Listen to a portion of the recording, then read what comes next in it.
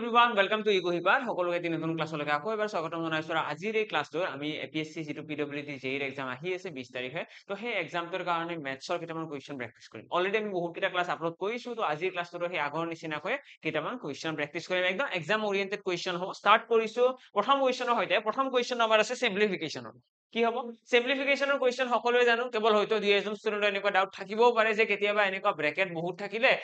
Confusing লাগে। তো কনফিউজনটো একদম আঁতৰ কৰি দিয়া। তোমালোকে মেইনলি ফলো কৰিব লাগে বদমাছ ৰুলটো। যদি বদমাছ ৰুলটো ভালদৰে ফলো কৰিছা অবভিয়াছলি ভুল হোৱাৰ সম্ভাৱনা নাথাকে। ঠিক আছে? কেৱল সেই বদমাছ ৰুলটো ভায়োলেট নকৰিলে হ'ল। এতিয়া ইয়াতে যদি চাওঁ ইয়াতে প্ৰথমতে কি কৰিব লাগে? ইয়াতে বহুত কেইটা ব্ৰেকেট আছে। আমি বদমাছ ৰুলত কি পাওঁ? ব্ৰেকেট আহিব, অফ আহিব, ডিভিজন আহিব,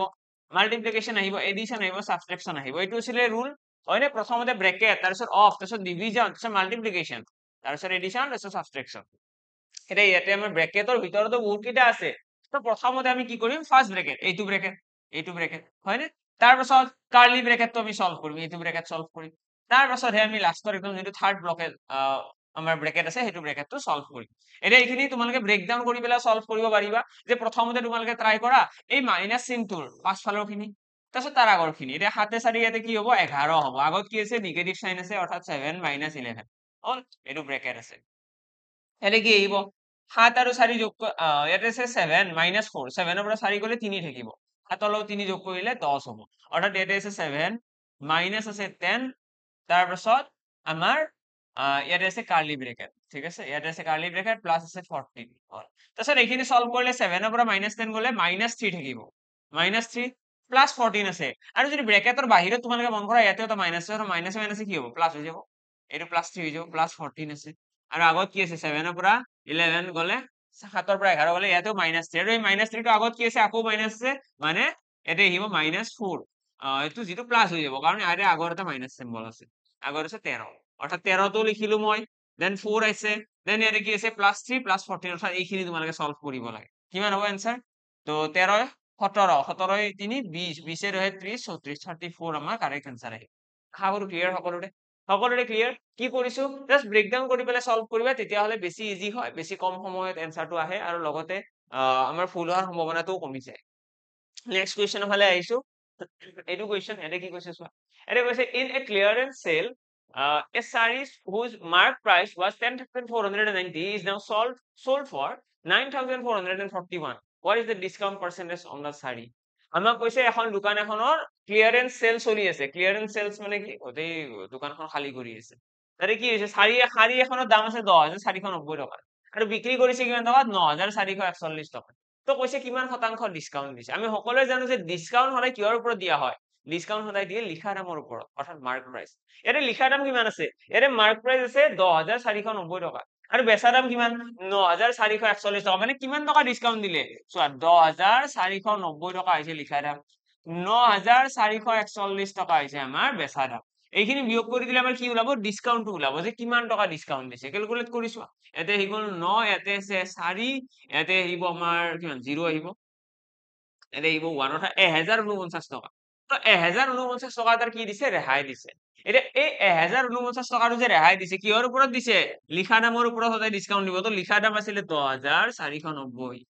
ওপৰত কিমান আহিব? 1049 টকা ডিসকাউন্ট ইনটু 100 কৰি দিয়া, কারেক্ট আনসার আহিব। 0 0 কাট খাই গ'ল। দেন তোমালোকে ইয়াতে দেখি পাই আছা 1049 এৰে 1049 কাট খাব, অৰ্থাৎ 10% আমাৰ ডিসকাউন্ট দিয়া হৈছে। কিমান পাৰ্চেন্ট ডিসকাউন্ট দিছে? 10% ডিসকাউন্ট দিছে। দেখিবলৈ কুৱেশ্যনটো বহুত টান আছিলে, দেখিবলৈ ডাটাখিনি বহুত টান টান লাগিছিলে, কিন্তু যেতিয়াই সলভ কৰিবলৈ ললো কিমান? মাত্ৰ দুটা লাইন। এটা স্টেপত মাইনাস কৰিছো, এটা স্টেপত আমি পাৰ্সেন্টেজ ওলাইছো। That's it. এইখিনি আশা কৰো ক্লিয়াৰ। ওকে, নেক্সট কুৱেশ্যনৰ ফালে আহিছো। এইটো কুৱেশ্যন, এটা তোমালোকৰ ৰেসপন্সিবিলিটি কি থাকিব এই ক্লাছটোৰ পৰা? তোমালোকে এভৰি কুৱেশ্যন যেতিয়া এইটো কুৱেশ্যন আহিছে ভিডিঅটো পজ কৰিব পৰা, এন্ড তোমালোকে কুৱেশ্যনটো ট্ৰাই কৰিবা। ঠিক আছে? ট্ৰাই কৰি পেলাই তোমালোকে নিজৰ ফালৰ পৰা এটা আনসাৰ ওলাবা। তাৰ পাছত তোমালোকে এটা ভিডিঅটো কন্টিনিউ কৰিবা। ওকে ডান। আৰু যদি কিবা ডাউটস থাকে, কোনোবা এটা কুৱেশ্যন বোলে নোৱাৰিলো, তাৰপিছত ভিডিঅটো চালো দেন তাতো নোৱাৰিলো, দেন কমেন্ট বক্সত জনাই দিলে হ'ল যে অমুক নম্বৰ কুৱেশ্যন পাৰা নাই। টাইমটো মেনশন কৰিবা, ইমান টাইমত থকা ক্লাছটো পাৰা নাই। ওকে,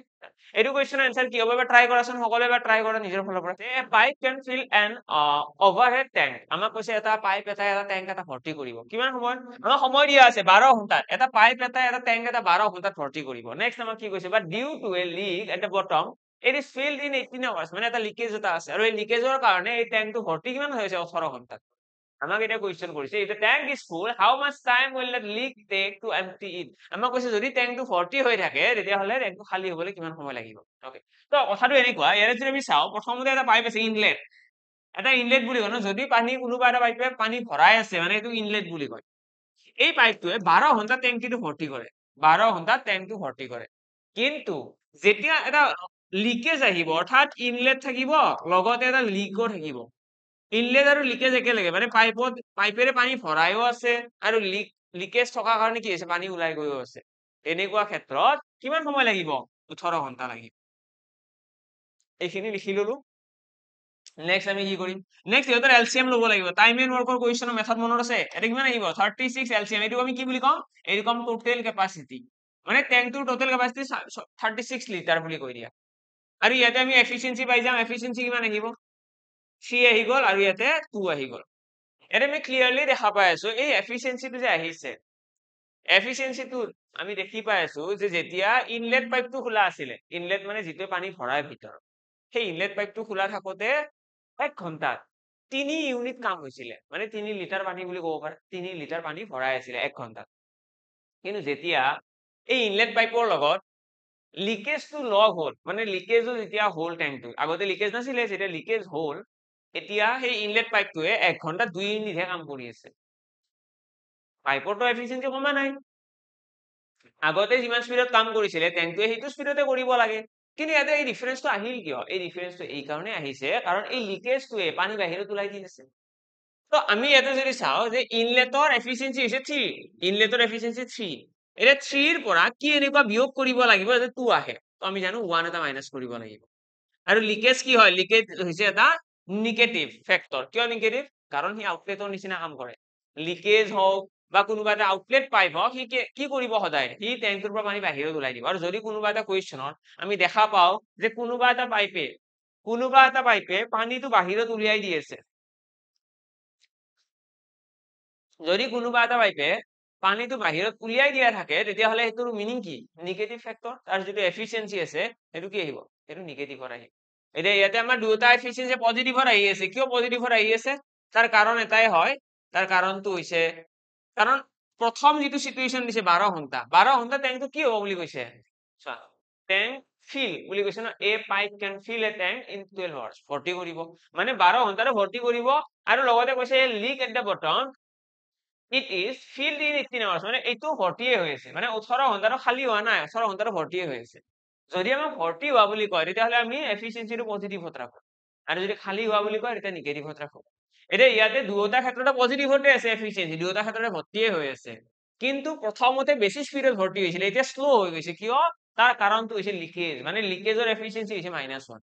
আৰু এফিচিয়েন্সিটো গম পোৱাৰ পাছত আমি সেই 1 টোৰে কি কৰিব লাগে টোটেল কেপাচিটি হৰণ কাৰণ আমাক কৈছে না ভৰ্তি টেংকেৰে খালী কৰিব লাগিব তো ভৰ্তি টেংক মানে কি 36 ইউনিট থাকিব তাক যেতিয়া 1 এৰে ডিভাইড কৰি আমি গম পাই যাম 36 আৱাৰ্ছ লাগিব অৰ্থাৎ 37 ঘণ্টা টেংকটো খালী হ'ব আশা কৰো ক্লিয়াৰ সকলোৰে ক্লিয়াৰ কুৱেশ্যনটো বুজি নাপালে এইটো কুৱেশ্যন কমপ্লিকেটেড আৰু বুজি পোৱাৰ পিছত খুব ইজি হয় নেক্সট কুৱেশ্যনৰ ফালে আহিছো এইটো কুৱেশ্যন আৰে কি কৈছে আৰু এনেকুৱা কুৱেশ্যন অকমান জানি থবা দেই বহুত বেছি ডেপথতটো নলেজ নালাগে কিন্তু জিওমেট্ৰি সৰু সুৰা নলেজ থকাটো ইম্পৰ্টেন্ট হয় এনে কৈছে two ট্ৰায়াঙ্গলছ EFG and HIJ are congruent then কৈছে if the area of tribhuj EFG is 124 centimeter square then the area of tribhuj HIJ তো কি হ'ব आंसर आंसर আহিছে নে কিবা কোৱাচোন কি হ'ব आंसर কনগ্ৰুয়েন্ট কি হয় বা সিমিলাৰিটি কি হয় সিমিলাৰিটি আৰু কনগ্ৰুয়েন্ট আমি ক্লাস 9 10 তে পঢ়ি আহিছো 10 ত আছে চাগে most probably তো কনগ্ৰুয়েন্ট মানে বেলেগ একো নহয় যদি আমি মই তোমালোকক মনত পেলাই দিছো অন তোমালোকৰ লগে লগে মনত পৰি যাব যেনে লাগিছে মোৰ এইটো এটা ট্ৰায়াঙ্গল ঠিক আছে এইটো এটা ত্ৰিভুজ আৰু এইটো এটা ত্ৰিভুজ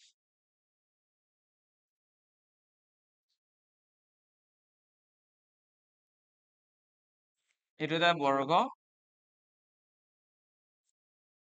এইটো এটা বৰ্গ ঠিক আছে এতিয়া এই দুটা যে ত্ৰিভুজ দেখিছা এই দুটা দেখিবলৈ কেনেকুৱা একদম সমান যেন লাগিছে নে তোমালোকৰ লাগিছে ন একদম সমান যেন ফিল হৈছে আমাৰ যেতিয়া ত্ৰিভুজ দুটা এক্স্যাক্টলি সমান হয় সেইটো আমি কনগ্ৰুয়েন্ট বুলি কওঁ সৰ্বাংগ সম অসমীয়াত কনগ্ৰুয়েন্ট এই কনগ্ৰুয়েন্ট শব্দটোৰ মিনিং হৈছে এই দুইটা একদম সমান হৈ যাব আমি এনেকৈ দেখাও ঠিক আছে আৰু লগতে যদি দুটা স্ট্ৰাকচাৰ জাস্ট দেখিবলৈ একেই কিন্তু সাইজ বেলেগ বেলেগ এইটো হৈছে সৰু এইটো ডাঙৰ তো এইবিলাকক কয় সদৃশ বুলি সিমিলাৰ এটা দেখিবলৈ সিমিলাৰ ঠিক আছে আমি মানুহবিলাক গোটেই সববিলাক মানুহে দেখিবলৈ সিমিলাৰ দেখিবলৈ কিন্তু একদম একে নহয় কোনোবা কাৰোবাৰ হাইট বেছি থাকে কাৰোবাৰ কম থাকে কোনোবা বেছি শকত হয় কোনোবা ক্ষীণ থাকে কথা তেনেকুৱা নহয় জানো হয় নে কোনোবা অকমান বডিৰ চাপোজ হালি গেলাই খোজকাঢ়ে কোনোবাই অলপমান পিছফালে হালি গেলাই খোজকাঢ়ে তো তেনেকুৱা আমি দেখিবলৈ একেই কিন্তু এক্সেক্টলি একে নহয় কিন্তু ইয়াতে তোমালোকে এইটোতে বুজাইছে যে এইটো অলপ সৰু এইটো ডাঙৰ কিন্তু বস্তুটা একেই হয়নে তো সদৃশ আৰু সৰ্বাংগসমূহৰ ডিফাৰেন্স এইটোৱে তো আমি ইয়াতে ক্লিয়াৰলি দেখা পাই আছো যে কনগ্ৰুয়েন্টত কি হ'ব দুয়োটা সমান হ'ব তাৰ এৰিয়াও সমান হ'ব মানে যদি ত্ৰিভুজ EFG যদি 124 সেন্টিমিটাৰ স্কয়াৰ হয় এৰিয়া এইচ সাইজেৰ কিমান হ'ব এইটোৱে এনসাৰ 124 সেন্টিমিটাৰ স্কয়াৰ এতিয়া তোমালোকক ইয়াতে আৰু কি নতুন কনসেপ্ট লাগিব আমি মনত ৰাখিলো যে সৰ্বাংগ সম মানে সব সমান এই বাহুটো এইটো বাহুৰ সমান এইটো বাহুৰ সমান আৰু এই 3 নম্বৰ বাহুটো এইটো বাহুৰ সমান লগতে এংগলস বিলাকো সমান ঠিক আছে এইটো কয় কি সৰ্বাংগ সম বুলি আৰু লগতে ইয়াৰ এৰিয়াটো ইয়াৰ যিটো এৰিয়া আছে সেইটো ইয়াৰ এৰিয়াৰ সমান এইটো হৈছে সৰ্বাংগ সমৰ ৰুল কনগ্ৰুয়েন্টৰ ৰুল কিন্তু যদি আমি সিমিলাৰ ট্ৰায়াঙ্গেলৰ কথা কওঁ বা সিমিলাৰ স্ট্ৰাকচাৰৰ কথা কওঁ এইটো এটা সিমিলাৰ স্ট্ৰাকচাৰ এই ক্ষেত্ৰত মনত ৰাখিবা এই যে সাইড বিলাক আছে ইয়াৰ ৰেশিও বিলাক ইকুৱেল মানে এনেকুৱা নহয় যে এইবিলাক সমান নহয়ে সমান হয় কিন্তু ইয়াৰে অনুপাত বিলাক মানে মই যদি এইটো নাম দি দিওঁ ABCD এইটো নাম দি দিলো PQRS হল তো এইটোৰ কি হ'ব জানানে AD বাহুটো যে আছে AD divided by PS AD divided by PS সমান BC divided by হ'ব SR মানে ইয়াৰে ৰেশিও বিলাক ইকুৱেল আশা কৰো বুজি পালা সকলোৱে CB সমান হ'ব RQ মানে আলটিমেটলি আমি মনত ৰাখিব লাগে যে সিমিলাৰ ট্ৰায়াঙ্গেলত ৰেশিও বিলাক ইকুৱেল হয় মানে এইটো বাহুৰ যিটো অনুপাত আহিব সেই অনুপাতটো বাকি দুটা বাহুৰো সমান ঠিক তেনেদৰে এৰিয়াৰ ৰেশিও সমান মানে এৰিয়া অফ ত্ৰিভুজ ABCD divided by area of ত্ৰিভুজ PQRS ইয়াৰে সমান বাহুকেইটাৰ ৰেশিওৰে সমান সব একে ইয়াতে অনুপাত সমান আহে আৰু ইয়াতে এক্স্যাক্টলি সমান আহে ডিফাৰেন্সটো এইটোৱে আৰু এক্সামত কোৱেশ্চন এইখিনি কনসেপ্টৰ ভিতৰতে ঘূৰি থাকিব যদি আহে আশা কৰো সকলোৱে নিশ্চয় কৰিব পাৰিব নেক্সট কোৱেশ্চনৰ ফালে আহিছো এইটো কোৱেশ্চন ইয়াতে কি কৈছে Ramesh has 18,000 rupees ৰমেশৰ লগত 18,000 টকা আছে he deposited 7,000 in a bank he deposited কি কৰিছে 7,000 টকা বেংকত ডিপজিট কৰিছে at the rate of 5% per annum 5% সুতৰ হাৰত and 6,000 in other bank এটা বেংকত 7,000 টকা ইনভেস্ট কৰিছে আৰু আন এটা বেংকত 6,000 টকা ইনভেস্ট কৰিছে প্ৰথম বেংকটোৱে সুদ দিব 5%, সেকেন্ড বেংকটোৱে সুদ দিব 6%। per annum simple interest if he received 1160 as simple interest এক বছৰ পাছত কিমান টকা পাইছে 1160 টকা আমাক এটা কোৱেশ্চন কৰিছে at the end of the 1 year এক বছৰৰ পাছত rate of interest per annum on the rest of the capital is equal to আমাক কৈছে at the end of the 1 year then the ratio of the interest per annum on the rest okay আমাক then the rate of কি উলিয়াব দিছে আমাক কৈছে simple interest আমাক দিয়া আছে গোটেইখিনি ডাটাৰ প্ৰথমতে আমি অকমান সলভ কৰি লওঁ আমাৰ ৰমেশৰ হাতত টোটেল পইচা আছে 18,000 তাতে 7,000 টকা দিছে 5% সুতত যদি 5% সুতৰ 7,000 টকা দিয়ে তেতিয়াহলে 7,000 টকাৰ সুদ কিমান আহিব নো এসআই কিমান হ'ব 7,000 rupees যিটো প্ৰিন্সিপাল আছে তাৰ এসআই কিমান হ'ব এসআই টো ক্যালকুলেট কৰাচোন এসআই কাৰণে তোমালোকে PRT by 100 কৰিব পাৰিবা আৰু 5% বুলি কৈছে লগতে এক বছৰ বুলি কৈছে মানে ইয়াৰে পৰা ডাইৰেক্টলি 5% কিমান আহিব 350 টকা আহিব ডাইৰেক্টলি কৰিব পাৰিবা মুখে মুখে আহিব হয়নে আৰু 10% মানে যদি 700 হয় 5% কিমান হ'ব 5% আহিব 350 তাৰ পিছত প্ৰিন্সিপাল কিমান কৈছে এইবাৰ কৈছে 6,000 6,000 টকা যোনটো বেংকত জমা কৰিছে তাতে সৰল সুদ কিমান আহিব তাতে সুদ আছে 6%। এটা 1% মানে হৈছে 60 টকা 6% মানে কিমান হ'ব 360 টকা তো এইটো হৈ গ'ল 7,000 আৰু 6,000 টোটেল কিমান টকা থলে টোটেল হৈছে 13,000 টকা আৰু 13,000 টকাৰ সুদ কিমান আহিছে 13,000 টকাৰ সুদ আহিছে 710 টকা এইটো হৈছে টোটেল সুদ এইটো হৈছে টোটেল পইচা 18,000 টোটেল পইচা আছিলে তাৰে 13,000 টকা দুটা বেংকত থৈছে আৰু দুটা বেংকৰ পৰা ইমান টকা সুদ কিন্তু আমাক কোৱেশ্চন কৈছে যে এক বছৰ পিছত মানুহজনে এইটো সুদ পাইছে এতিয়া এক বছৰ পাছত যদি 1160 টকা সুদ পাইছে মানে বাকিখিনি সুদ কৰ পৰা আহিছে 710 টকা আমি আনিলো 13,000 টকাৰ পৰা আহিছে বাকি খিনি কি আহিছে বাকি সুদখিনি 5,000 টকাৰ পৰা আহিছে কাৰণ চোৱা আমাৰ হাতত এতিয়াও 5,000 টকা এটা ৰৈ আছে নে চোৱা টোটেল আছিল 18,000 তাৰে 13,000 টকাহে আমি বেংকত থলো প্ৰথম বেংকৰ এইটো সেকেন্ড বেংকৰ এইটো তো বাকী ৫,০০০ টকাটো আছে ন সেই ৫,০০০ টকাটোৰ সুদ হৈছে বাকীখিনি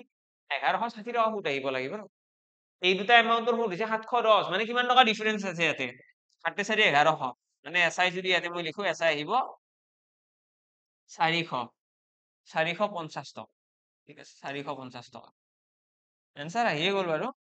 চাগে তোমালোকে বহুত কেইজনে এজিউম কৰিব পাৰিছে কি হ'ব এনসাৰ তো আমি দেখিলো প্ৰিন্সিপাল আছে ৫,০০০ টকা আৰু সুদ কিমান টকা আহিছে ১১৬০ টকা আছে টোটেল কিমান আছে ১১৬০ টকা তাৰে ৭১০ টকা আছিলে আগৰ পইচাখিনিৰ সুদ মানে ৪৫০ টকা এতিয়াও সুদ আমাৰ বাকী আছে আৰু এই ৪৫০ টকা যিখিনি সুদ বাকী আছে এই ৪৫০ টকা সুদখিনি আমি কি কৰিব পাৰিম এই সুদখিনি আমি ক্যালকুলেট কৰিব লাগে ৫,০০০ টকাৰ ওপৰত আৰু আমি নেক্সট কি চাব লাগে উলিয়াব then the rate of interest per annum আমাক ৰেট অফ ইন্টাৰেষ্ট উলিয়াব দিছে আমাক কৈছে যে কিমান শতাংশ সুতৰ হাৰত এই সুদখিনি আহিছে তো সুতৰ হাৰটো উলিয়াবৰ কাৰণে আৰৰ ভ্যালুটো উলিয়াবৰ কাৰণে তোমালোকে ফৰ্মুলা ইউজ কৰিব পাৰিবা SI/PRT/100 মানে ইয়াতে যদি মই PRT/100 ফৰ্মুলাটো ইউজ কৰো ৫,০০০ পূৰণ R এইটো নাজানো টাইম কৈছে 1 ইয়াৰ ডিভাইডেড বাই 100 is equal কিমান আহিব आंसर আহিব লাগে 450 that's it 0 0 কাট কৰি দিয়া দুটা 0 কাট খাই গ'ল ইয়াতে আৰু এটা 0 কাট খাব r equal কি হ'ব 5 এৰে যদি 45 কাটা যায় 9 বাই যাব 9% মানে প্ৰতি বছৰে সুতৰ হাৰ হৈছে 9% আশা কৰো ক্লিয়াৰ সকলোৰে आंसर আহিছে নেক্সট কোৱেশ্চন হলে আহিছো ওকে এইটো কোৱেশ্চনত কি কৈছে চোৱা এনে মইতো এজিউম কৰিছো তোমালোকে বেলেগ নকৰিলেও মেনচুৰেশনৰ যিমান কেইটা ফৰ্মুলা আছে গোটেইখিনি মনত ৰাখিছা কাৰণ মেনচুৰেশনৰ ফৰ্মুলা কেইটা এটা এনেকুৱা বস্তু এক্সামত কোৱেশ্চন আহিলে মেইনলি তোমালোকে ফৰ্মুলা জানিব লাগিব আৰু যদি ফৰ্মুলা কেইটা নাজানা তেতিয়াহলে তোমালোকে হয়তো এক্সামত এইটো কোৱেশ্চন সলভ কৰিব নোৱাৰিবা ওকে কোৱেশ্চন বিলাক ইজিয়ে থাকিব কিন্তু কোৱেশ্চন বিলাক সলভ কৰাৰ কাৰণে তোমালোকে প্ৰথম ৰিকোয়াৰমেন্টটো হৈছে ফৰ্মুলা যদি ফৰ্মুলা বিলাক তোমালোকে জানা তেতিয়াহলে হয়তো आंसर আহিব যদি ফৰ্মুলা বিলাক নাজানা তেতিয়াহলে आंसर নাহে খুব ইজি কোৱেশ্চন হয় আৰু মই আগতে এইখিনি কথা কৈছো ইয়াৰে আগত আমি যিমান কেইটা ক্লাস কৰিছো বহুত কেইটা কোৱেশ্চনত আমি স্ফিয়াৰৰ কথা আলোচনা কৰিছো সিলিন্ডাৰৰ কথা আলোচনা কৰিছো তেনেকুৱা বহুত বেলেগ বেলেগ টপিকৰ কথা আমি আলোচনা কৰিছো তো এইটো কোৱেশ্চনত যদি চাও ইয়াৰে মই কি কৈছে if the length breadth and height of a cuboid is 8 cm 4 cm 6 cm আমাক কৈছে এটা কিউবয়েড এটা আয়তীয় ঘনক এটা আছে আৰু এই ঘনকটোৰ লেন্থ ব্ৰেথ আৰু হাইট LBH আমাক দিয়া আছে আমাক এটা উলিয়াব দিছে ভলিউম তো ভলিউমৰ ফৰ্মুলা কি হয় ভলিউমৰ ফৰ্মুলা হৈছে LBH দ্যাটস ইট এইখিনি জাস্ট পূৰণ কৰিব লাগে 8 4 আৰু লগতে 6 লগতে মনত ৰাখিবা এৰে ইউনিট বিলাক সেম আছে নে নাই এৰে দেখি আছো এৰে সেন্টিমিটাৰ আছে সেন্টিমিটাৰ সেন্টিমিটাৰ তিনিটা সেম আছে তো কথা নাই যদি ইউনিট বেলেগ বেলেগ থাকে এনেকৈ সলভ কৰিব নোৱাৰিবা ইউনিট সেম বনাব লাগিব আমি যিকোনো এটা ক্যালকুলেশনত আমি সদায় ইউনিট সেম ৰাখিবই লাগিব ওকে তো এইখিনি পূৰণ কৰিলে কি হ'ব 8 8 4 গুণ 32 32 ৰ লগত 6 পূৰণ কৰিলে 2 আৰু 18 একে 19 192 আমাৰ কাৰেক্ট आंसर আহিব ঠিক আছে নেক্সট কোৱেশ্চনৰ ফালে আহিছো এইটো কোৱেশ্চন ওকে এইটো তোমালোকে আৰু লগত মনত ৰাখিবা ইউনিট যিটো আহিব না ইউনিট আহিব সেন্টিমিটাৰ কিউব ঠিক আছে সেন্টিমিটাৰ কিউব নেক্সট আমাক কি কৈছে what is the perimeter in centimeter rounded off to 1 decimal of the sector of a circle with a radius of 10 cm and the angle 30 degree okay আমাক এটা perimeter উলিয়াব দিছে এটা সাৰ্কুলাৰ পেৰিমিটাৰ উলিয়াব দিছে পেৰিমিটাৰ হয় কি ফাৰ্স্ট তোমালোকে ক'ব লাগে পেৰিমিটাৰ হয় কি পেৰিমিটাৰ মানে হৈছে এটা সাৰ্কেল এটাৰ সাইডৰ লেন্থটো এৰে আমাক কৈছে সাৰ্কেলটো ৰেডিয়াস দিয়া আছে ৰেডিয়াস কিমান এৰে ৰেডিয়াস আছে আমাৰ 10 cm ৰেডিয়াস 10 cm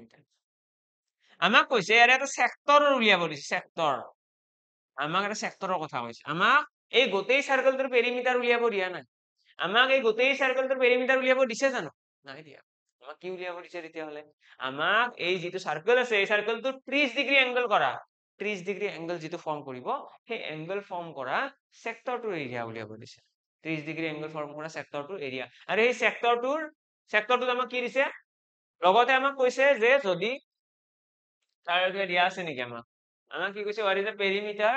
of the sector of a circle which radius is 10 cm and angle is 30 degree that's it এইখিনি কোৱা আছে তো আমি এতিয়ালৈকে যদি সাৰ্কেলৰ কথা কওঁ সাৰ্কেল আমি দুটা ফৰ্মুলা গম পাওঁ এটা হৈছে এৰিয়া আৰু এটা হৈছে পেৰিমিটাৰ এৰিয়া বুলি ক'লে কি কয় এৰিয়া বুলি ক'লে এটা ফৰ্মুলা আহিব পাই r স্কয়াৰ সকলোৱে জানা আৰু যদি আমি পেৰিমিটাৰ বুলি কওঁ তেতিয়াহলে ফৰ্মুলা আহিব টুৱাইস পাই r আৰু লগতে তোমালোকে মনত ৰাখিবা যদিহে তোমালোকক সেক্টৰৰ কথা কয় এই সেক্টৰ শব্দটো যদি কয় সেক্টৰ মানে এটা অংশ তেতিয়াহলে তোমালোকে এই ফৰ্মুলাটোৰ লগত এটা θ/360 বুলি বস্তু এটা এড কৰি দিবা এইটো বেলেগ একো নহয় মানে যিটো সেক্টৰ বুলি কৈছে সেক্টৰৰ আমাক এংগল দিয়া থাকিব ন সেই এংগলটো আমি ইউজ কৰিব পাৰো আমি কি পূৰণ কৰিম θ/360 ডিগ্ৰী ওকে এনে ইয়াতে যদি আমি উলিয়াব লাগে আমি ইয়াতে কি কৰিম আমাক পেৰিমিটাৰ উলিয়াব দিছে টুৱাইচ পাই আৰ আৰ মানে কি আহিব আৰ মানে আহিব ইয়াতে 10 সেন্টিমিটাৰ লগতে আমাৰ কি আহিব থিটা বাই 360 মানে থিটাৰ ভ্যালু কি হ'ব ইয়াতে 30 ডিগ্ৰী বুজি পালা আৰু তলত 360 ডিগ্ৰী এটা ইয়াতে দেখিবা এইটো 0 0 কাট খাই গ'ল 3 ৰে কাটি দিয়া 12 3 গুণ 34 আহিব ইয়াতে 2 আছে পাইৰ ভ্যালু তোমাক 3.14 ল'ব দিছে তো 3.14 ইনটু ইয়াতে আহি গ'ল 10 ইনটু আহি গ'ল 1/12 হয় এতিয়া এইখিনি আৰু কটাকটি কৰিব পৰা যাব নে নাই নিশ্চয় যাব তো এইটো 2 ৰে কাটি দিয়া 2 6 গুণ 12 এইটো 2 কাট খাই গ'ল আকৌ এইটো 2 ৰে কাটি দিয়া 2 5 গুণ 10 2 ৰে এইটো কাটি দিয়া 3 বাৰ তাৰ পাছত আমাৰ কিবা হ'ব জানো এইখিনি সলভ কৰিলে 5 আছে আৰু 3.14 এইখিনি আৰু 3 ৰে হৰণ কৰিব আছে তো প্ৰথমে পূৰণ কৰিবা 5 4 গুণ 20 ৰ 0 5 1 গুণ 5 6 7 আৰু 5 3 গুণ 15 তো 15.70 বা 7 শূন্য আহি গ'ল নেক্সট আছে তলত 3 এটা আছে 3 ৰে হৰণ কৰিলে 3 5 গুণ 15 তাৰপিছত আমাৰ কি থাকিব আকৌ ইয়াতে 7 আছে 3 2 গুণ 6 5.2 এটা ডেসিমেল বুলি উলিয়াব দিছে ন rounder of two 1 decimal place মানে 5.2 আমাৰ কাৰেক্ট आंसर 5.2 কি আহিব সেন্টিমিটাৰ 5.2 সেন্টিমিটাৰ আমাৰ কাৰেক্ট आंसर আহি গ'ল আশা কৰো ক্লিয়াৰ আশা কৰো সকলে বুজি পালে যে কেনেকৈ কি সলভ কৰিব লগা আছে তো এইটো হৈছে আমাৰ কাৰেক্ট आंसर আমি জাস্ট জানিব কি লাগে আমি এই কোৱেশ্চন সলভ কৰাৰ কাৰণে আমি থিটা বাই 360 কনসেপ্টটো জানিব লাগে আমাক যেতিয়া কোৱেশ্চন তাত এৰিয়া অফ এ সেক্টৰ বুলি ক'ব বা area perimeter of A sector বা সাৰ্কামফাৰেন্স অফ এ সেক্টৰ তো সেক্টৰৰ কথা ক'লে সদায় তোমালোকে এই থিটা বাই 360 পাৰ্টটো জানিব লাগে আমি মানে এই ফৰ্মুলাটোৰ লগত এই থিটা বাই 360 টো পূৰণ কৰিলে হয় বেলেগ একো কৰিব লগা নাই ইয়াতে এটা টুৱাইস পাই আৰ আছিলে তাৰ লগত এইটো পূৰণ কৰিছো যদি পাই আৰ স্কয়াৰ আহিলে হেতেন যদি এৰিয়াৰ কথা ক'লে হয় পাই আৰ স্কয়াৰৰ লগত এইটো পূৰণ কৰিলে আমাৰ আনসাৰটো আহি গ'ল হেতেন ওকে নেক্সট কোৱেশ্চনৰ ফালে আহিছো এইটো কোৱেশ্চন এটা কি কোৱেশ্চন if এটা নাম্বার এটা দিয়া আছে is divisible by 11 then what is the value of k আমাক কৈছে এই নাম্বাৰটো যদি 11 ৰে হৰণ যায় তেতিয়াহলে k এৰ ভ্যালু কিমান এটা ইয়াৰে কাৰণে আমি জানিব লাগিব ডিভিজিবিলিটি ৰুল কেইটা কি হয় এবাৰ গতেকেইটা মই জনাই দিছো যাতে সকলোৰে ৰিভিজনো হৈ থাকে যদি আমি 2 ৰ ক্ষেত্ৰত চাও যদি all even numbers are divisible by 2 যদি এটা সংখ্যা যুগ্ম সংখ্যা হয় তেতিয়াহলে 2 ৰে হৰণ যাব আৰু লগতে এনেকৈ ক'ব পাৰি যদি এটা সংখ্যাৰ এককৰ ঘৰত ইউনিট প্লেছত যদি 0 2 4 6 8 যদি আছে তেতিয়াহলে ডিভিজিবল ঠিক আছে ইউনিট প্লেছত 0 থাকিব পাৰে 2 থাকিব পাৰে 4 থাকিব পাৰে 6 থাকিব পাৰে আৰু 8 থাকিব পাৰে নেক্সট আমাৰ কি আহিব 3 ক্ষেত্ৰত আছিলে সাম অফ দা ডিজিট যদি এটা সংখ্যা এটাৰ সাম অফ দা ডিজিট যদি এটা সংখ্যা এটাৰ অংক কেইটাৰ যোগফলক 3 ৰে হৰণ যায় অংক কেইটাৰ যোগফলক যদি 3 ৰে হৰণ যায় তেতিয়াহলে সেই সংখ্যাটোকো 3 ৰে হৰণ যাব এটো ছিল 3 ৰুল 4 ৰ ৰুল কি আছিল 4 ৰ ৰুলটো আছিল যদি এটা সংখ্যা লাস্ট টু ডিজিট যদি এটা সংখ্যাৰ শেষৰ দুটা অংক লাস্ট টু ডিজিট ঠিক আছে unit place and tens place unit place আৰু টেন প্লেসটো যদি 4 ৰে হৰণ যায় তেতিয়াহলে সেই সংখ্যাটোকো 4 ৰে হৰণ যাব 5 ৰ ক্ষেত্ৰত কি আছিল 5 ৰ ক্ষেত্ৰত যদি এটা সংখ্যা 0 ৰে হৰণ 5 ৰে হৰণ যাব লগা হয় ইউনিট প্লেসত ইউনিট যেটো ডিজিট আছে ইউনিট প্লেসত কি থাকিব লাগিব ইউনিট প্লেসত 0 অর 5 থাকিব লাগিব আইদার 0 অর 5 ইউনিট প্লেসত যদি 0 বা 5 থাকে তেতিয়াহলে হৰণ যাব আদাৰওয়াইজ হৰণ নাযায় এটো আছিল 5 ৰ হৰণৰ নিয়ম তাৰ 6 ৰ কি আছিল 6 ৰ ক্ষেত্ৰত if a number is divisible by 2 and 3 যদি এটা সংখ্যা 2 আৰু 3 দুয়োটাৰে হৰণ কৰিব পাৰি তেতিয়াহলে সেই সংখ্যাটো 6 ৰে হৰণ কৰিব পাৰি এটো আছিল ৰুল 6 ৰে হৰণ কৰাৰ নিয়মটো বহুত বেছি টান নহয় এইটোৰ কাৰণে আমি জাস্ট 2 আৰু 3 ৰে হৰণ যাব লাগিব মানে এটা সংখ্যা একেটা সময়তে 2 ৰেও হৰণ যাব লাগিব 3 ৰেও যাব লাগিব যেনেকৈ एग्जांपल এটা আছে 12 12ক তোমালোকে দেখিবা 2 ৰেও হৰণ কৰিব পাৰি আৰু 3 ৰেও হৰণ কৰিব পাৰি অৰ্থাৎ এই 12 সংখ্যাটো 6 ৰেও তোমালোকে হৰণ কৰিব পাৰিবা যাবনে 6 ৰে 6 2 গুণ 12 6 ৰেও যাই আছে 6 ৰেও হৰণ যাব 2 ৰেও যাব 3 ৰেও যাব কথা তেনেকৈ নেক্সট 7 ৰ কাৰণে আমাৰ ৰুলটো অকমান বেলেগ হয় 7 ৰ কাৰণে ৰুলটো আমাৰ কম সময়ত নহব বেছি টাইম লাগিব হেতু কাৰণে আমি শীট নাম্বাৰ উলিয়াব লাগে তো তোমালোকে এনেকৈ মনত ৰাখিব পাৰা 7 ৰ কাৰণে আমি হৰণ কৰি নিজে চেক কৰিম আৰু এক্সামৰ 7 ৰ বাৰু বহুত ৰেয়াৰ কোৱেশ্চন নাহে এক্সামত ঠিক আছে 8 ৰ দিলো এবাৰ 8 ৰ কাৰণে লাস্ট 3 ডিজিট ঠিক আছে if the last 3 digit of a number divisible by last 3 digit of a number is divisible by 8 then the number will be divisible by 8 যদি এটা সংখ্যা এটাৰ এটা এইটো সংখ্যা ইয়াৰে যদি শেষৰ তিনিটা অংকক যদি 8 ৰে হৰণ যায় তেতিয়াহলে আমি কম এই সংখ্যাটোক 8 ৰে হৰণ যাব ঠিক আছে নেক্সট 9 9 ৰ ক্ষেত্ৰত কি আছিল sum of the digit আকৌ যদি sum of the digitক 9 ৰে হৰণ যায় if the sum of the digit is divisible by 9 then the number is divisible by 9 যদি এটা সংখ্যাৰ অংক কেইটাৰ যোগফলক 9 ৰে হৰণ যায় তেতিয়াহলে সেই সংখ্যাটো 9 ৰে হৰণ যাব ঠিক আছে 9 হল এবাৰ 10 ৰ কাৰণে কি আছিল 10 ৰ কাৰণে হৈছে যদি এটা সংখ্যাৰ ইউনিট প্লেসত ইউনিট প্লেছত যদি শূন্য থাকে, ইউনিট প্লেছত শূন্য থাকিলে 10ৰে হৰণ যাব। 11 কাৰণে কি আছে, if the difference কিহৰ difference of the sum of alternative number, sum of alternative digit, এইটো যদি 11ৰে হৰণ যাব লগা হয় তেতিয়াহ'লে ৰুলটো এনেকুৱা আছিলে, এই যিটো সংখ্যা থাকিব তাৰ অল্টাৰনেটিভ ডিজিট কেইটাৰ যোগফলৰ পাৰ্থক্যটো 11ৰে হৰণ যাব লাগিব। মানে কি কৈ আছো, মানে ইয়াতে যিটো সংখ্যা আছে, এই যিটো সংখ্যা আছে, এই সংখ্যাটো অল্টাৰনেটিভ ডিজিট কোনবিলাক 7 4 k 5, মানে প্ৰথমতে 7 আহি গ'ল, 4 আহি গ'ল, 7 4 k আহি যাব আৰু 5 আহি যাব। এইকেইটা যোগ কৰিব লাগিব, কিমান আহিব, 7 4 11 আছে 16 যোগ k, ইয়াতে আহি গ'ল এইখিনি 16 যোগ k। তাৰপিছত আমি যদি ওপৰৰ পিনে চাওঁ, 8 আছে 5 আছে 8 আছে 4 আছে, কিমান আহিব, 8 2 গুণ 16, 8 3 গুণ 24 25, তো ইয়াতে আহি গ'ল 25। তো আমি ইয়াতে দেখিলো এবাৰ আহিছে আমাৰ, কিমান আহিছে, এবাৰ আহিছে আমাৰ এটা সাইডত আহিছে 25, মানে আমি অল্টাৰনেটিভ ডিজিট বিলাক যোগ কৰিব লাগে, আৰু অল্টাৰনেটিভ ডিজিট বিলাক যোগ কৰি এবাৰ 25 পালো, এবাৰ পালো 16 প্লাছ 10। এতিয়া ইহঁতৰ যিটো পাৰ্থক্য আছে, ইহঁতৰ যিটো ডিফাৰেন্স থাকিব, পাৰ্থক্য এটা থাকিব ন ইহঁতৰ। এতিয়া ইয়াতে যদি চাওক 25 আৰু 16ৰ মাজত ডিফাৰেন্স কিমান, 25 আৰু 16ৰ মাজত ডিফাৰেন্স আছে 9টা ডিফাৰেন্স আছে। তো আমাৰ এই ডিফাৰেন্স যিটো থাকিব, সেই ডিফাৰেন্সটো কি হ'ব লাগিব, 11ৰে হৰণ যাব লাগিব। এতিয়া ডিফাৰেন্সটোক যদি 11ৰে হৰণ যাব লগা হয়, আমি সদায় ট্ৰাই কৰিব লাগে যাতে এই সংখ্যা দুটা সমান হয়, ওপৰৰ সংখ্যাটো আৰু তলৰ সংখ্যাটো সমান বনাবলৈ এবাৰ ট্ৰাই কৰিব লাগে। যদি সমান বনাব পাৰি তেতিয়াহ'লে খুব ইজি হৈ যায় কুৱেশ্যনটো। এতিয়া মই যদি ইয়াতে k ৰ জেগাত যদি 9 এটা ৰাখি দিওঁ, 9 ৰাখিলে কি হ'ব, 16 যোগ 9 আহিব, যিটো যোগ কৰিলে আমাৰ আহিব 25, আৰু 25 ওপৰতো আছে তলতো আছে, মানে ইহঁতৰ গেপ কিমান হ'ব, ইহঁতৰ ডিফাৰেন্স কিমান হ'ব, ডিফাৰেন্স আহিব 0, আৰু 0ক তো 11ৰে হৰণ যাব ন, 11 0 গুণ 11, তো 11ৰে 0 হৰণ কৰিব পাৰি। তো সেইকাৰণে আমি কি ক'ম যে k ৰ পসিবল ভ্যালু হৈছে 9, k ৰ ভ্যালু আমি কি ৰাখিম, 9 ৰাখি দিম।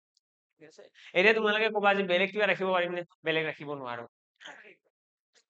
আমি যদি বেলেগ ৰাখিবলৈ যাওঁ তেতিয়াহ'লে আমি ইয়াতে এই 25 আৰু তলৰ যিটো যোগফল আহিব তাৰ পাৰ্থক্যটো 11ৰে হৰণ যোৱা সংখ্যা নাপাওঁ। ইয়াতে তোমালোকে চাবও পাৰা যে মই এবাৰ 1 ৰাখি পেলাই চালো k ৰ ভ্যালুটো, কি হ'ব, 16 যোগ 1 17 হ'ব। 17 আৰু 25ৰ মাজত ডিফাৰেন্স কিমান, 8, 8ক 11ৰে হৰণ যায় জানো, নাযায়। ঠিক যেনে 2 ৰাখিছো আৰু 3 ৰাখিছো, আছো যিয়ে নাৰাখাকে তোমালোকে দেখিবা সিহঁতৰ পাৰ্থক্যটোক 11ৰে হৰণ নাযায়। কিন্তু 0 যদি আমি ইয়াত 9 বনাই দিওঁ, এইটো 25 হ'ব ন, 25 হলে ডিফাৰেন্সটো কি হয়, 0 হয়, আৰু 0 হলে 11ৰে হৰণ যাব। নেক্সট কুৱেশ্যনৰ ফালে আহিছো, এইটো কুৱেশ্যন, এইটো কি হ'ব, খুব ইজি কুৱেশ্যন এটা আছে, এইটো হৈছে আমাৰ সাকসেসিভ ডিসকাউন্ট বুলি ক'ব পাৰা, বা সাকসেসিভ পাৰ্সেন্টেজ বুলি ক'ব পাৰা। এইটো কুৱেশ্যন সলভ কৰাৰ কাৰণে আমাৰ দুটা তিনিটা টেকনিক আছে, এনেকুৱা নহয় যে অকল এটাই টেকনিক আছে, দুটা তিনিটা টেকনিক আছে, কিন্তু সেই তিনিটা টেকনিক ইউজ কৰিব জানিব লাগে, বা এনেকুৱা নহয় যে আমি প্ৰতিটো কুৱেশ্যনতে কোনোবা এটা টেকনিকে লগাম। এইটো কুৱেশ্যনটো যেহেতু আমাৰ তিনিটা পাৰ্সেন্টেজ দিয়া আছে, আমাৰ ইউজফুল হ'ব যদিহে আমি নেট এফেক্টৰ ফৰ্মুলাটো ইউজ কৰো। নেট এফেক্ট কি হয়, নেট এফেক্টৰ এটা ফৰ্মুলা আছিলে, তোমালোকে যদি পাৰ্সেন্টেজ ভালদৰে চাইছা নিশ্চয় গম পাবা, এটা ফৰ্মুলা আছিলে a + b + ab / 100। এই ফৰ্মুলাটো ইয়াতে ইউজ কৰিব পৰা যাব। আমাক ইয়াতে কৈছে এটা সংখ্যা এটা আছে, প্ৰথমে 12% বৃদ্ধি কৰা হৈছে, আৰু যদি তোমালোকে ভাবিছা যে মই এইবিলাক পাৰ্সেন্টেজ নেট এফেক্টৰ ফৰ্মুলা নাজানো, বেসিক মেথডত কৰি দিয়কচোন, আছে বেসিক মেথডত আছে, কেনেকুৱা। তো তাৰ কাৰণে আমি প্ৰথমে সংখ্যাটোক 100 বুলি ধৰি ল'ব লাগিব, যে এইটো হৈছে আমাৰ সংখ্যা। এতিয়া এই সংখ্যাটোক যদি 12% বৃদ্ধি কৰে, তাৰ মিনিং কি, 12% বঢ়াই দিয়া মানে সংখ্যাটো বনি যাব 112। ঠিক আছে, 12% সংখ্যাটো বঢ়াইছে মানে 112 হৈ যাব। নেক্সট কি কৈছে, and then increase by 23%, তো আৰু এবাৰ বঢ়াইছে, কিমান পাৰ্সেন্ট, 23%, এবাৰ 12% বঢ়াইছে, ঠিক আছে, এইবাৰ 23% বঢ়াব। 23% বঢ়োৱা মানে কি, মানে এইবাৰ নতুন সংখ্যাটো আহিব 112 পূৰণ 123, 123% হ'ব ন, 123%, এইটো উলিয়ালেহে আমাৰ এনসাৰটো আহিব। তাৰপিছত আমাক কি কৈছে, এতিয়া যিটো এনসাৰ পালো সেই এনসাৰটোক আকৌ কি কৰিব লাগিব, ইজ নট ডিক্ৰিজ বাই 34%, এবাৰ 34% কমাব লাগিব, মানে এই সংখ্যাটোৰ 34% কমাব লাগিব। যদি 34% কমাব লাগে তাৰ মিনিং কি হ'ব, 34% কমালে কি হ'ব, 100 পৰা 34 গ'লে কি থাকিব, 66, অৰ্থাৎ 66% থাকিব, 66/100 থাকিব। তো এইটো হৈছে আমাৰ ফাইনেল, মানে এইখিনি যদি আমি সলভ কৰো তেতিয়াহ'লে আমি গম পাম যে প্ৰথমতে সংখ্যাটো আছিলে 100, এতিয়া এন্ড অফ দ্য ষ্টৰী কি হ'ব, ইয়াৰে পাছত আমাৰ এনসাৰ কি আহিব সেইটো আমি গম পাই যাম। ঠিক আছে, অকমান কাট কৰি চোৱাচোন কিবা কটাকটি কৰিব পৰা যায় নে নাই। দুইৰে এইটো কাটিব পাৰিম আমি, দুইৰে এইটো কাটি দিয়া 50 বাৰ, এইটো কাটি দিয়া 33 টাইমছ, কিবাহেৰে যাব জানো? চাৰিৰে এইটো কাটি দিয়া 25 বাৰ, চাৰিৰে এইটো কাটিব পৰা যাব, 4 2 গুণ 8, 4 8 গুণ 32। তাৰপিছত আকৌ কিহেৰে কাটিব পৰা যাব, কিবা আছে নে চান্স? 123 টো প্ৰাইম নাম্বাৰ মষ্ট প্ৰবাবলি ন, না 3ৰে যাব ন, 3ৰে যাব কিন্তু 50তো নাযায়, 2ৰে যাব জানো, এইটো 2ৰে যাব 25 বাৰ, 2ৰে এইটো যাব 14, আৰু কিবাহেৰে যাব নে নাযায়? যোৱাৰ সম্ভাৱনা নাই, নাযায়। তোমাৰ এনসাৰটো দশমিকত আহিব। এতিয়া তোমালোকে নিজে দেখি পাই আছা, ইয়াতে চাগে আমাৰ কেলকুলেশ্যনটো কৰিবলৈ কি হ'ব, টাইম লাগিব ন, অবভিয়াছলি টাইম লাগিব, বহুত দীঘলীয়া হৈছে। তো অবভিয়াছলি এনসাৰটোতো আহিব বাৰু, ইয়াতে চাপোজ কিবা এটা এনসাৰ আহি গ'ল, মই জাষ্ট এটা প্ৰিডিকশ্যন দি আছো, ইয়াতে আমাৰ এনসাৰ আহি গ'ল 92.5, 92.5 আহি গ'ল, চাপোজ জাষ্ট ধৰা হয়।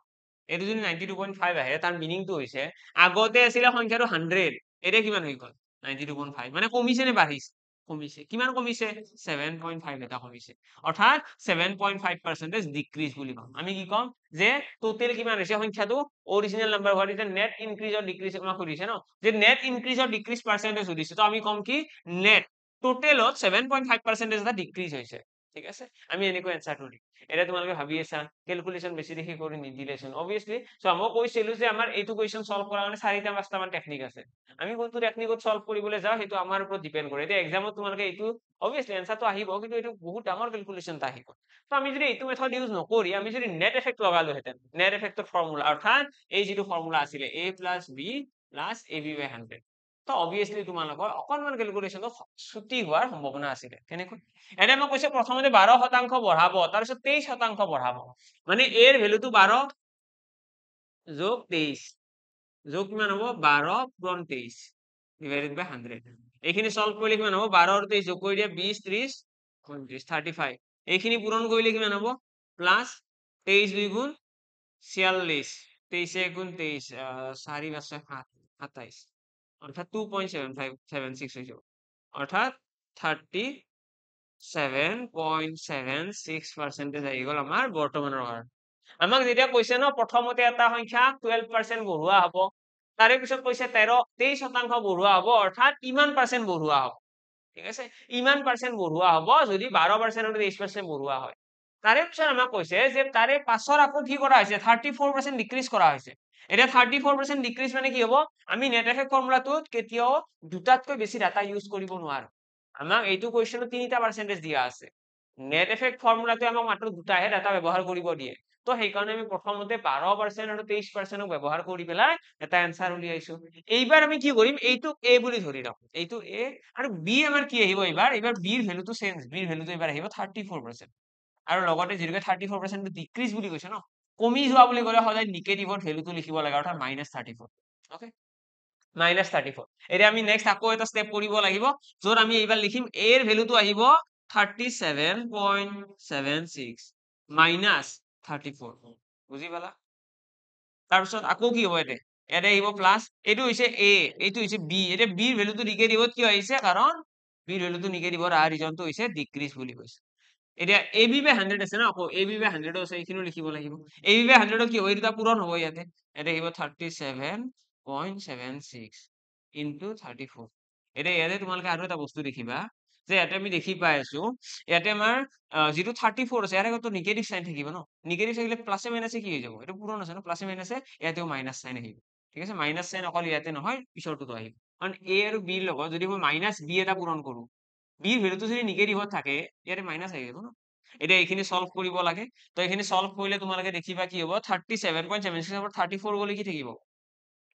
3.76, ইয়াতে আছে 3.76, মাইনাছ হৈ আছে ন, তাৰপিছত আকৌ মাইনাছ সাইন আছে, মাইনাছ হৈ পেলাই এইবাৰ এইখিনি পূৰণ কৰিব লাগে। অকণমানতো দীঘল ইয়াতেও হৈছে, কিন্তু আগৰ তুলনাত অকণমান সৰু হোৱা যেন মোৰ ফিল হৈছে। 34ৰ লগত এইটো পূৰণ কৰিলে কি আহিব, 34 পূৰণ 37.76, ইয়াতে এবাৰ কেলকুলেশ্যন কৰিলে তোমালোকে এনসাৰ পাবা, এপ্ৰক্সিমেটলি ইয়াতে আহিব 12.83। ঠিক আছে, আৰু এইখিনি যদি আমি সলভ কৰিবলৈ যাওঁ তেতিয়াহ'লে ইয়াতে আমাৰ নিগেটিভৰ এনসাৰটো আহি যাব, আৰু নিগেটিভৰ এনসাৰটো আহিছে তাৰ মিনিংটো আমি কি বুজি পাম, নিগেটিভৰ আহিছে তাৰ মিনিংটো হৈছে যে বস্তুটো ডিক্ৰিজ হ'ব অভাৰঅল কি হ'ব অভাৰঅল বস্তুটো ডিক্ৰিজ হ'ব আৰু এক্সামত তোমালোকৰ এনেকুৱা কুৱেশ্যন আহিলে এপ্ৰক্সিমেটলি তোমালোকে অকণমান আইডিয়া পোৱা কুৱেশ্যন আহিব মানে এতিয়া চোৱা ইয়াতে যদি মই 12ৰ পৰা 3টো বিয়োগ কৰোঁ কিমান থাকিব এইটো মাইনাছটো ডাঙৰ আছে ন তো 12ৰ পৰা বিয়োগ কৰিলো 12ৰ পৰা বিয়োগ কৰিলে থাকিব আমাৰ ইয়াতে 9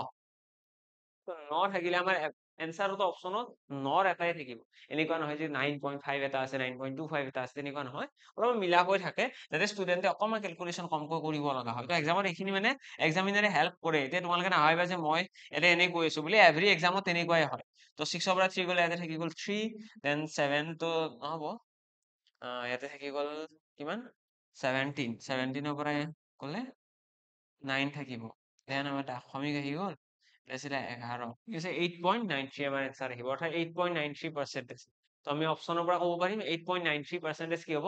অৰিজিনেলতকৈ কমিব নিয়াৰেষ্ট টু এন ইন্টিজাৰ আমাক নিয়াৰেষ্ট টু এন ইন্টিজাৰ বুলি কৈছে চোৱা ইন্টিজাৰ বুলি কৈছে মানে কি হ'ব এনসাৰ কি হ'ব এইটো 9 আহিব এপ্ৰক্সিমেটলি আমি ইয়াতে কম ইয়াৰে এপ্ৰক্সিমেটলি এনসাৰটো আহিব 9 9% কি হ'ব ডিক্ৰিজ হৈছে আৰু এতিয়া এইটো কুৱেশ্যন সলভ কৰাৰ কাৰণে আমি যদি আৰু অলপমান ষ্ট্ৰেটেজি লগাবলৈ যাওঁ